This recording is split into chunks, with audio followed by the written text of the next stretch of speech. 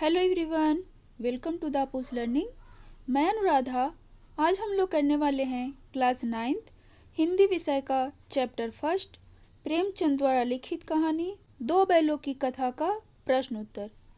अगर अभी तक आपने मेरे चैनल को सब्सक्राइब नहीं किया है तो फटाफट कर लें और अपने प्यार और साथ के साथ बने रहें दापूस लर्निंग के साथ। बच्चों, इस चैप्टर में कुल 15 क्वेश्चन हैं, जिसे एक वीडियो में समेटना संभव नहीं था टेक्निकल इश्यूज की वजह से। इस वीडियो में हम इस चैप्टर का शब्दार्थ और 1 से लेकर 7 तक का प्रश्न उत्तर करेंगे। बाकी अगली वीडियो में करेंगे। अगर आप लोग 9th क्लास का और भी वीडियो देखना चाहते हैं तो उसका लिंक आपको डिस्क्रिप्शन में मिल जाएगा। तो शुरू करें। निरापद। निरापद माने सुरक्षित। जैसे अप्पू उस घर में निरापद नहीं है, यानी सुरक्षित नहीं है। सहिष्णुता मतलब सहनशीलता। पछाई, यह पालतू पशुओं की एक नस्ल का नाम है। गोई यानी जोड़ी, जैसे हीरा मोती की जोड़ी थी। कुलेल यानी खेल। विषाद माने उदासी या दुख। पराकाष्ठा यानी अंतिम सीमा। गण्य मतलब गणनीय या सम्मानित व्यक्ति होता है। विग्रह, विग्रह माने टूट जाना, अलगाव या लड़ाई। पगहिया माने होता है पशु बांधने की रस्सी। गराव माने होता है फूलदार रस्सी जो बैल आदि के गले में पहनाई जाती है। प्रतिवाद यानी विरोध करना। टिटकार, मुंह से निकलने वाला टिक टिक का शब्द, जो किसान लोग अपने पशुओं को शाबाशी देने के लिए या उनको बुलाने के लिए या काम करवाने के लिए करते हैं। मसलहत माने हितकर। रगेदना माने खदेड़ना। मल्लयुद्ध माने कुश्ती। साबिका मतलब वास्ता या सरोकार। कांजी हाउस माने लवारिस पशुओं को रखने का स्थान। रेवड़ पशुओं का झुंड को कहते हैं। नाहक माने बेकार। उन्मत्त माने मतवाला। थान पशुओं के बांधे जाने की जगह को कहते हैं। उत्साह उत्सव या आनंद होता है। अब प्रश्न उत्तर करते हैं। कांजी हाउस में कैद पशुओं की हाजिरी क्यों ली जाती होगी? तो सबसे पहले जान लेते हैं कि कांजी हाउस क्या होता है। कांजी हाउस वह स्थान है जहां लवारिस पशुओं को, जो फसलों को नष्ट करते हो या फिर लोगों को परेशान करते हो, उन्हें कैद किया जाता है। वहां भैंस, बकरियां, घोड़े, गधे आदि मवेशी कैद किए गए थे। तो इसका उत्तर होगा, वहां कैद किए गए पशुओं की हाजिरी इसलिए ली जाती थी जिससे यह पता चल सके कि सभी पशु मवेशी खाने में उपस्थित हैं। हाजिरी लेकर यह पता लगाया जाता था कि कहीं कोई पशु भाग तो नहीं गया।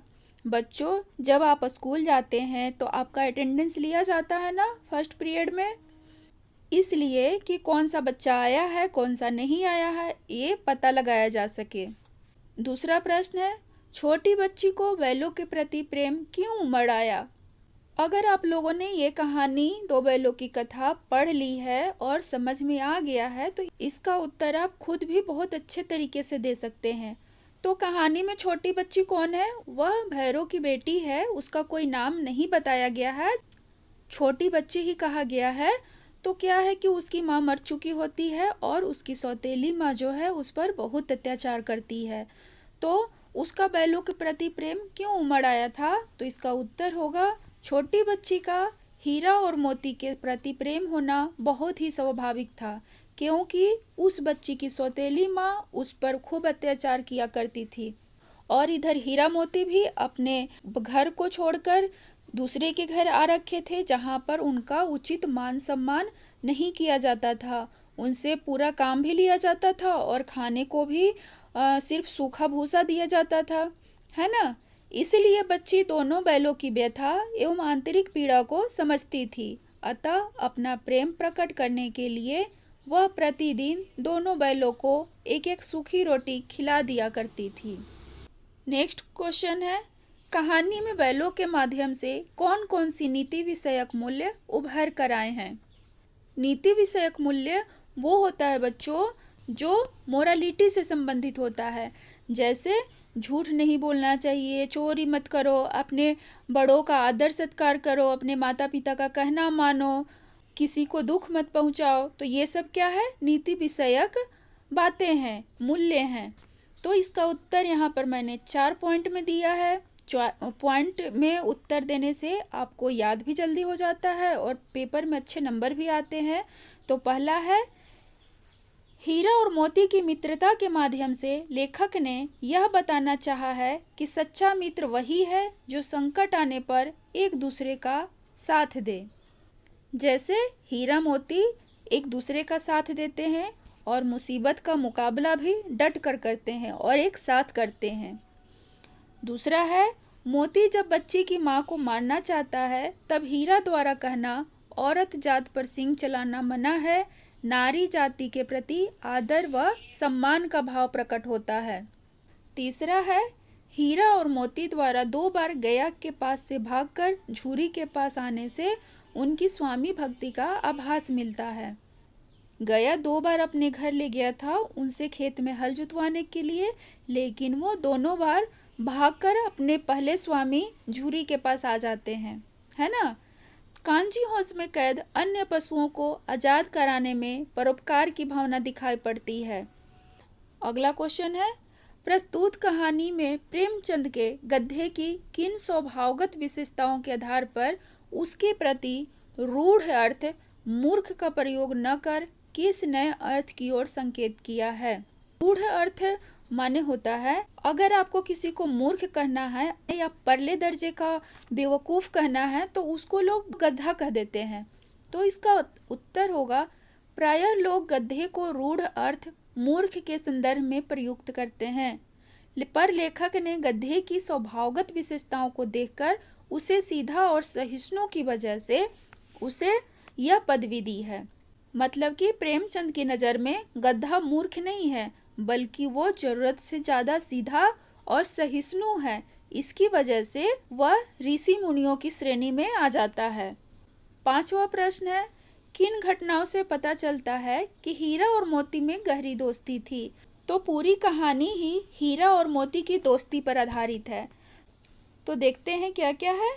पहला है, दोनों एक दूसरे को सूंघकर और चाटकर अपना प्रेम प्रकट करते। कभी कभी दोनों सींग मिला लिया करते थे। सींग मिलाने का मतलब है ये नहीं कि वो लड़ाई के पर्पज से सींग मिलाते थे, वो प्रेम भाव से और खेलने के लिए सींग मिलाते थे। दूसरा है, दोनों बैल हल या गाड़ी में जोते जाने पर यही चेष्टा करते थे कि ज़्यादा से ज़्यादा बोझ होगा, यहाँ पे बोझ उसी की गर्दन पर रहे। तीसरा, दोनों बैल अपनी मूक भाषा में सलाह करके गया के यहाँ से रस्सियां तोड़ा कर वापस झूरी के यहाँ आ पहुँचे। दोनों बैलों ने मिलकर खेत में मटर चरी। नेक्स्ट, दोनों बैलों ने मिलकर सांड को मार गिराया था। मोती हीरा को कांजी हाउस में अकेला छोड़कर नहीं भागा।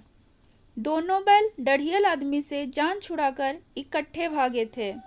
नेक्स्ट, लेकिन औरत जात पर सींग चलाना मना है, यह भूल जाते हो। हीरा के इस कथन के माध्यम से स्त्री के प्रति प्रेमचंद के दृष्टिकोण को स्पष्ट कीजिए।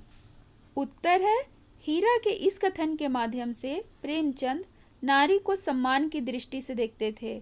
नारी स्वयं को अनेक रूपों में ढालकर अपने उत्तरदायित्वों का निर्वाह पूरी निष्ठा से करती है।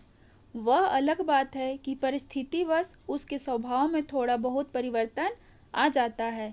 फिर भी प्रेमचंद नारी को त्याग, श्रद्धा और प्रेम की साकार मूर्ति के रूप में स्वीकार किया है। बच्चों, इसका उदाहरण आप कहानी में 2 जगह देख सकते हैं। पहला, जब झूरी की स्त्री के मायके से हीरा और मोती भाग कर आ जाते हैं तो वो उनको सिर्फ सूखा भूसा खाने के लिए देती है और यह कहती है खाएं चाहे मरें। लेकिन कहानी के अंत में हम देखते हैं कि डढ़ियल आदमी से हीरा और मोती अपनी जान बचाकर झूरी के घर आ जाते हैं तो वो उनको बहुत प्यार करती है और उनका माथा चूम लेती है ना। अब इस वीडियो का 7वां और आखिरी क्वेश्चन देखते हैं। किसान जीवन वाले समाज में पशु और मनुष्य के आपसी संबंधों को कहानी में किस तरह व्यक्त किया गया है। बच्चों, आज के समय में किसान जीवन से बैल जैसे पशु तो खत्म ही हो गए हैं, क्योंकि आजकल खेत जोतने का काम ट्रैक्टर के द्वारा होने लगा है। लेकिन फिर भी आप इसको दूसरे तरह से समझ सकते हैं। जैसे कुत्ता बिल्ली लोग पालते हैं, ये जो पशु होते हैं अपने मालिक के प्रति बहुत ही वफादार होते हैं।